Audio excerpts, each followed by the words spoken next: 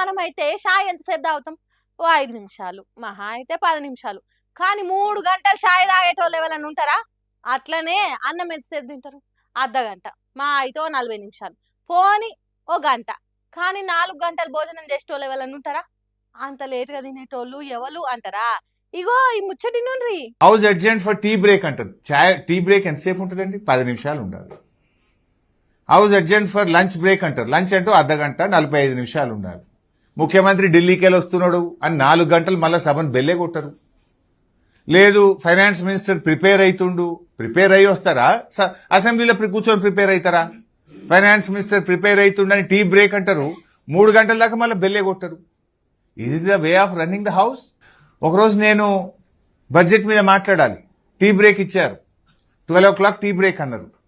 ఇంకా 12:15కో 12:30కి స్టార్ట్ అయిద్దని అసెంబ్లీలో కూర్చుంటే 3:30కి బెల్లు కొట్టిండ్రు. అంటే 3:30 గంటలు ఎప్పుడు బెల్లు కొడతారని అన్నం తినకుండా కూర్చోవాలి. అంటే ఎంత సభ మర్యాదలను పూర్తిగా కాలరాసింది. There is no coordination at all. అధికారమునందు చూడవలే ఆ అయ్య అహంకారములు అన్నట్టు అధికారంలో ఉన్నోళ్ళది ఆడిందే ఆట పాడిందే పాట అన్నట్టు చేస్తున్నారట. ఇష్టపూర్తిగా అసెంబ్లీని నడుపుట్ల కాంగ్రెస్ పార్టీలు ఆరిదేరిండ్రట.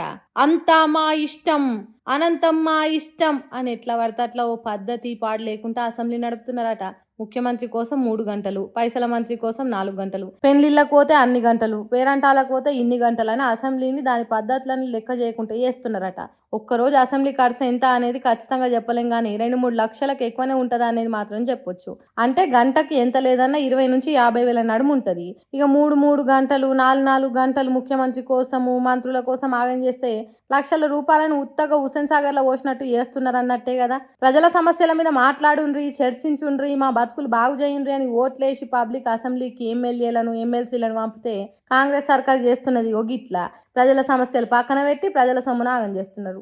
ఎన్నో ఏళ్ల నుంచి వస్తున్న సాంప్రదాయాలు మార్చి గంటల కమానం లేట్ చేసి అసెంబ్లీకి ఉన్న ఇలువను తీసేస్తున్నారు. అయితే ఇదంతా కావాలనే చేస్తున్నారు.